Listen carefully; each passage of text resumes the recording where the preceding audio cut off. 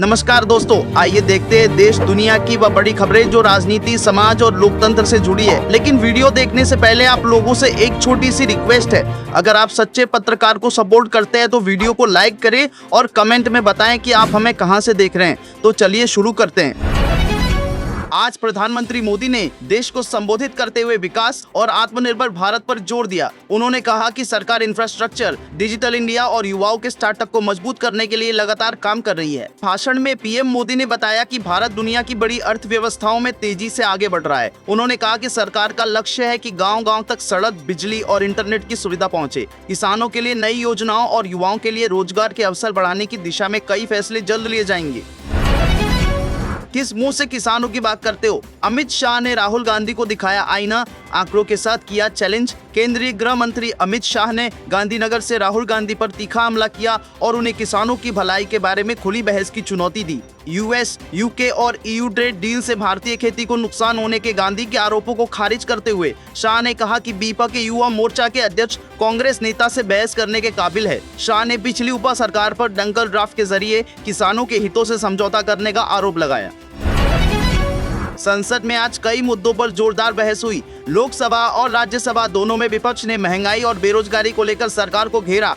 सरकार की ओर से कहा गया कि अर्थव्यवस्था मजबूत हो रही है और योजनाओं का लाभ आम लोगों तक पहुंच रहा है। हंगामे के कारण कुछ समय के लिए कार्रवाई स्थगित भी करनी पड़ी। आने वाले दिनों में कई अहम बिल पेश किए जाने की संभावना है। तारिक रहमान के शपथ ग्रहण में पीएम मोदी को बांग्लादेश बुलाने की मांग। बीएनपी नेता बोले भेजना चाहिए न्योता। बांग्लादेश चुनाव में बीएनपी को मिली बम्पर बहुमत के बाद पार्टी के अध्यक्ष तारिक रहमान देश के अगले प्रधानमंत्री के रूप में शपथ लेने की तैयारी में हैं। इस जीत के बाद तारिक रहमान ने पड़ोसी देशों के साथ संबंधों को नई तरीके से शुरुआत करने पर जोर दिया। इस बीच बीएनपी के भीतर से तारिक रहमान के शपथ ग्रहण समारोह में भारत के प्रधानमंत्री नरेंद्र मोदी को बुलाने की मांग हो रही है।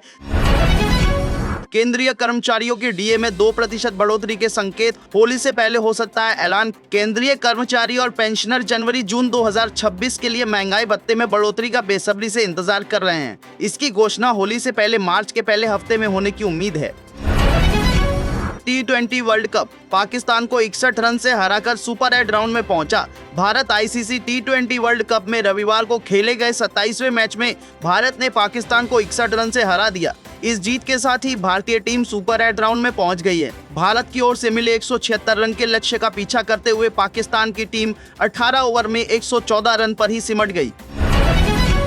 ममता सरकार के 7 अधिकारियों को चुनाव आयोग ने किया सस्पेंड। सामने आई बड़ी वजह। पश्चिम बंगाल में इसी साल विधानसभा के चुनाव हैं। एसआईआर का विरोध ममता बनर्जी लगातार कर रही है। भारत निर्वाचन आयोग ने ममता बनर्जी सरकार यानी पश्चिम बंगाल के 7 अधिकारियों को सस्पेंड कर दिया है। बंगाल के चीफ सेक्रेटरी को अधिकारियों के खिलाफ डिसिप्लिनरी कार्रवाई शुरू करने का निर्देश दिया है। यह कार्रवाई एसआईआर के संबंध में गंभीर गलत काम, ड्यूटी में लापरवाही और कानूनी शक्तियों के गलत इस्तेमाल के लिए की गई है। चीन ने पहाड़ खोदकर बना डाले परमाणु ठिकाने, तस्वीरों में सामने आया ड्रैगन का खतरनाक इरादा। न्यूयॉर्क टाइम्स की रिपोर्ट के मुताबिक जियोस्पेशल की सैटेलाइट तस्वीरों में चीन के खतरनाक इरादों का खुलासा हुआ है। चीन पहाड़ खोदकर परमाणु ठिकाने बना रहा है। कई मशीनें एक्टिव भी हो गई हैं। जियोस्पेशल इंटेलिजेंस एक्सपर्ट्स के मुताबिक 2019 के बाद से चीन ने परमाणु हथियारों को लेकर अभियान तेज कर दिया है। तारिक रहमान के शपथ ग्रहण में नहीं जाएंगे। पीएम मोदी भारत की तरफ से लोकसभा अध्यक्ष ओम बिरला और विदेश सचिव विक्रम मिस्री 17 फरवरी को तारिक रहमान के बांग्लादेश के प्रधानमंत्री के तौर पर शपथ ग्रहण समारोह में भारत का प्रतिनिधित्व करेंगे। भारत के विदेश मंत्रालय और बीएनपी यानी बांग्लादेश नेशनलिस्ट पार्टी के मीडिया सेल ने इसकी पुष्टि की है।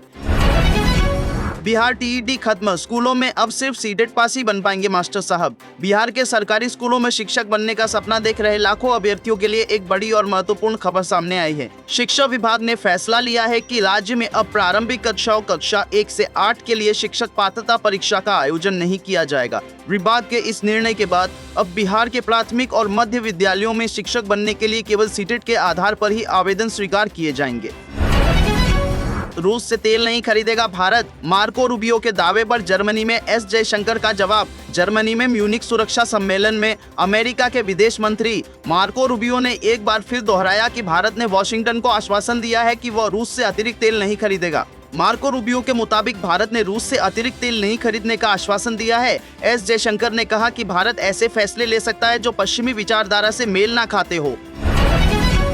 यूके के साथ ट्रेड डील पर सबसे बड़ी खबर, अप्रैल 2026 से हो सकती है लागू। भारत और यूनाइटेड किंगडम के बीच पिछले साल साइन हुआ फ्री ट्रेड एग्रीमेंट अप्रैल 2026 से लागू होने की उम्मीद है। एक सरकारी अधिकारी ने कहा कि इस समझौते से द्विपक्षीय व्यापार और भारतीय निर्यातकों के लिए बाजार पहुंच को बड़ा बढ़ावा मिलने की उम्मीद है। इस समझौते के तहत भारत के 99% निर्यात ब्रिटेन के बाजार में जीरो ड्यूटी पर प्रवेश करेंगे। इसके बदले भारत कार और स्कॉच विस्की समेत कुछ ब्रिटिश सामानों पर टैरिफ कम करेगा। उत्तर प्रदेश में सरकार ने कई विकास परियोजनाओं की समीक्षा बैठक की। मुख्यमंत्री ने अधिकारियों को निर्देश दिए कि लंबित परियोजनाओं को तेजी से पूरा किया जाए। राज्य में कानून व्यवस्था को लेकर भी सख्ती बरतने के निर्देश दिए गए हैं। वहीं शिक्षा और स्वास्थ्य सेवाओं को बेहतर बनाने के लिए नई योजनाओं की घोषणा हो सकती है। देश के कई हिस्सों में मौसम में बदलाव देखा जा रहा है। उत्तर भारत में सुबह शाम ठंड बनी हुई है, जबकि दिन में हल्की गर्मी महसूस हो रही है। मौसम विभाग के अनुसार अगले कुछ दिनों में तापमान में धीरे धीरे बढ़ोतरी हो सकती है। कुछ राज्यों में हल्की बारिश की संभावना भी जताई गई है। लोकसभा में आज कांग्रेस नेता राहुल गांधी ने केंद्र सरकार पर जमकर निशाना साधा। उन्होंने आर्थिक नीतियों, बेरोजगारी और किसानों से जुड़े मुद्दों को लेकर सवाल उठाए और कहा कि देश में महंगाई लगातार बढ़ रही है, जिससे आम जनता परेशान है। राहुल गांधी ने अपने भाषण में कहा कि युवाओं को पर्याप्त रोजगार नहीं मिल रहा है और छोटे कारोबारियों पर दबाव बढ़ता जा रहा है। दिल्ली में 10 और 15 साल पुराने वाहन होंगे जब्त, प्रदूषण नियंत्रण के लिए बड़ा कदम। दिल्ली परिवहन विभाग ने सार्वजनिक सूचना जारी कर कहा है कि राष्ट्रीय राजधानी में 10 साल से पुरानी डीजल और 15 साल से पुरानी पेट्रोल गाड़ियां बिना किसी पूर्व सूचना के जब्त कर स्क्रैप कर दी जाएंगी। यह कदम वायु प्रदूषण नियंत्रण के लिए उठाया गया है। मालिकों को सलाह दी गई है कि वे अपनी गाड़ियों को दिल्ली एनसीआर से बाहर ले जाने से पहले अनापत्ति प्रमाण पत्र यानी एनओसी प्राप्त करें।